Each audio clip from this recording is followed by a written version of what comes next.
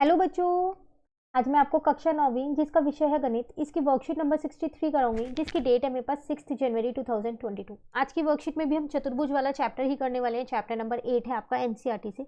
Chapter हमने पूरा NCERT से कर रखा है, सारी वीडियोस चैनल पे अपलोड है, प्लस लिंक आपको नीचे डिस्क्रिप्शन में मिल जाएगा। ठीक है, चलिए आज जानते हैं आज कौन सी नई प्रमेय हम इसमें करने वाले हैं। देखो, आज हम मध्य बिंदु प्रमेय करने वाले हैं। इसके लिए आपको एक चीज करनी पड़ेगी, एक क्रियाकलाप करना है, बहुत ही आसान है। वो क्या, आपको क्या करना है, एक त्रिभुज एबीसी खींचिए और उसकी दो भुजाओं ए बी और ए सी के मध्य बिंदु ओ ई और एफ अंकित कीजिए। तो आपको एक त्रिभुज बनाना है ए बी सी, जो आप बना सकते हैं आसानी से।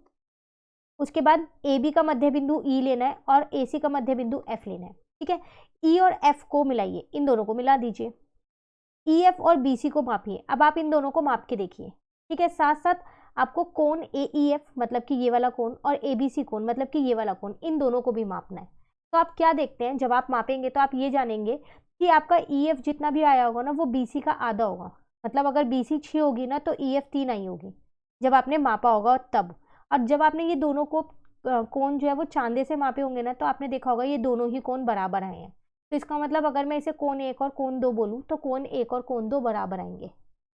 ठीक है, तो इससे एक चीज निकल के आती है कि अगर आप एक त्रिभुज की दो भुजाओं के मध्य बिंदु को जोड़ते हैं, ठीक है, तो उनसे जोड़ने वाली जो रेखा होती है ना, वो तीसरी वाली जो त्रिभुज की भुजा होती है ना, उसके क्या होती है, समांतर होती है। तो ई एफ जो है वो बीसी के समांतर होती है। ठीक है ना, यही हमारी मध्य बिंदु प्रमेय भी है। वही चीज लिखी है यहाँ, किसी त्रिभुज की किन्हीं दो भुजाओं के मध्य बिंदु को मिलाने वाला रेखाखंड तीसरी भुजा के समांतर होता है। तो एक त्रिभुज की जो दो भुजाओं के मध्य बिंदु होते हैं ना, उनसे जो रेखाखंड बनती है ना, वो हमेशा उस त्रिभुज की तीसरी जो भुजा होती है ना, उसके क्या होती है, समांतर होती है। इसका अर्थ है, यदि हमें दिया गया है कि ई जो है वो मध्य बिंदु है ए बी का और एफ जो है वो मध्य बिंदु है ए सी का, ठीक है, तो ई एफ जो ये रेखाखंड है ना, ये हमेशा समांतर होगी तीसरी वाली की। तो तीसरी वाली भुजा यही तो बची बी सी, तो इसके समांतर होगी। ठीक है, साथ साथ इस मध्य बिंदु प्रमेय का विलोम मतलब इसका उल्टा वो भी सही होता है। अब वो क्या होता है विलोम यहाँ पर, तो वो देखिए, इसमें आकृति में देखिए पहले।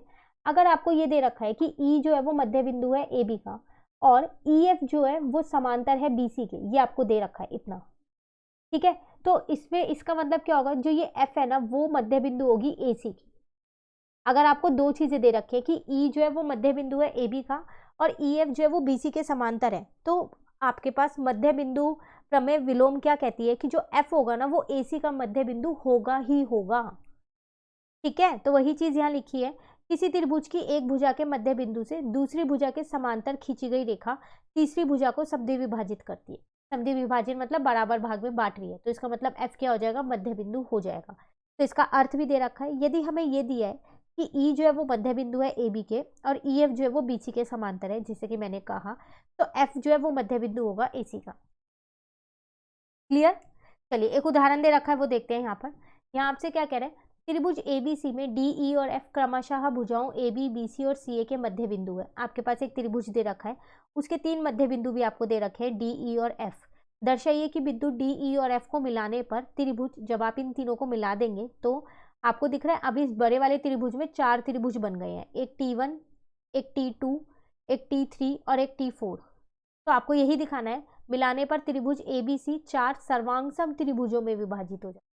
आपको यहाँ ये सिद्ध करना है कि जो ये चारों त्रिभुज बने हैं ना, ये सर्वांग त्रिभुज हैं। तो आप कैसे सिद्ध करेंगे वो देखिए आप यहाँ पर। सबसे पहली बात ना, इसे समांतर चतुर्भुज देखते हैं हम कैसे कर सकते हैं, उसी से हो जाएगा ये बहुत आसानी से। देखो फिलहाल के लिए आप ये दोनों लो कि जो डी और ई है वो आपकी मध्य बिंदु है किस किस के, ए बी और बी सी की मध्य बिंदु है। तो इससे जो रेखाखंड है वो तीसरी वाली के समांतर होगी, तो इस AC के वो समांतर होगी। तो एक चीज निकल गई कि DE जो है वो समांतर है AC के मध्य बिंदु प्रमेय से। ठीक है, अब आप लो यहाँ पर, D और F, अगर ये दोनों मध्य बिंदु हैं AB और AC के, तो इससे जो रेखा है तो ये किसके समांतर होगी, DF जो है वो समांतर होगी BC के, तीसरी वाली भुजा के। ठीक है, अब की बार आप लो, दो दो मध्य बिंदु लेनी है। ठीक है, अब की बार आप लो ई और एफ, अगर ये दोनों मध्य बिंदु हैं तो ये वाली जो रेखा है ई एफ, ये समांतर होगी इस तीसरी वाली के, ए बी के। ठीक है, तो वही तीनों चीज यहाँ पर लिखी हुई। ठीक है, अब आप यहाँ पर ध्यान से देखो, यहाँ पर आपके पास समांतर चतुर्भुज बने रहे, कौन कौन से, एक आपका बनना है ए डी ई एफ, ये वाला। ठीक है, ये पहला समांतर चतुर्भुज है। अब जब ये समांतर चतुर्भुज है तो हमने प्रमेय की थी एक कि समांतर चतुर्भुज में जो विकर्ण होता है वो उन्हें दो त्रिभुजों में बांटता है, वो दोनों त्रिभुज सर्वांगसम होते हैं।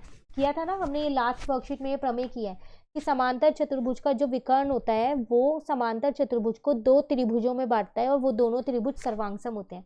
तो ये विकर्ण है DF, तो इसका मतलब T1 जो है वो T3 के समांतर होगा त्रिभुज। ठीक है, पहला समझ में आ गया। अब दूसरा देखो यहाँ पर, अब दूसरा लो BD FE, ये वाला। तो देखो ये वाली जो है DE ये आपका विकर्ण है, तो इसका मतलब T2 वाला जो ट्रायंगल है वो T1 के आपके पास क्या हो जाएगा, यहाँ पर सर्वांगसम हो जाएगा। ठीक है ना। अब तीसरा चतुर्भुज लो, समांतर चतुर्भुज यहाँ पर